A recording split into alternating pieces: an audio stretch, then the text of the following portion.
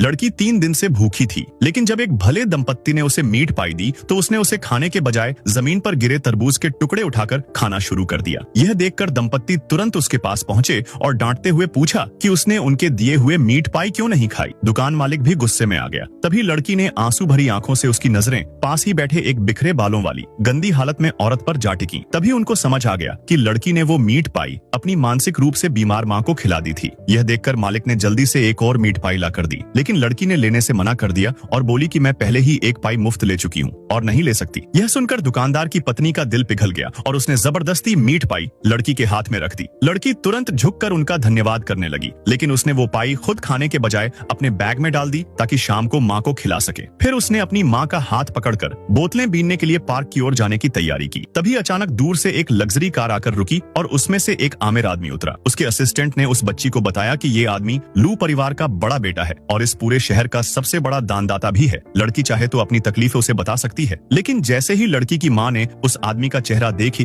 वह अचानक सिर पकड़कर घुटनों के बल गिर गई, क्योंकि वह आदमी दरअसल उसका बिछड़ा हुआ पति था। 7 साल पहले दोनों एक दूसरे से बेहद प्यार करते थे, लेकिन जब लड़का अपनी असली पहचान बताने ही वाला था, तभी अचानक उसे गंभीर बीमारी हो गई और वह कोमा में चला गया। इलाज के पैसे जुटाने के लिए वह औरत गर्भवती होते हुए भी दिन में मजदूरी करती और रात को डिलीवरी का काम। जैसे तैसे उसने ऑपरेशन के पैसे इकट्ठे किए, लेकिन तब तक हालत बिगड़ चुकी थी। डॉक्टरों ने कहा कि अब सिर्फ बोन मैरो ट्रांसप्लांट से ही जान बच सकती है। औरत ने बिना सोचे समझे अपनी बोन मैरो उसे देने के लिए तैयार हो गई। गर्भवती होने की वजह से उसके लिए जोखिम कई गुना बढ़ गया। फिर भी उसने असहनीय दर्द सहते हुए अपना बोन मैरो दान कर दिया। लेकिन जब लड़का होश में आया तो उसे बताया गया कि उसकी प्रेमिका अब इस दुनिया में नहीं रही। यह सुनकर वह टूट गया और उसके पिता ने बेटे को कमरे से बाहर भिजवा दिया। मगर किसी ने ध्यान नहीं दिया कि उस औरत की उंगलियां हल्की सी हिली थीं। देखते देखते 7 साल बीत गए। हर साल लड़का अपनी प्रेमिका की याद में पूजा करता। शायद किस्मत ही थी कि लौटते समय उसने सड़क किनारे उसी औरत और उसकी बच्ची को देखा और मदद के लिए रुक गया।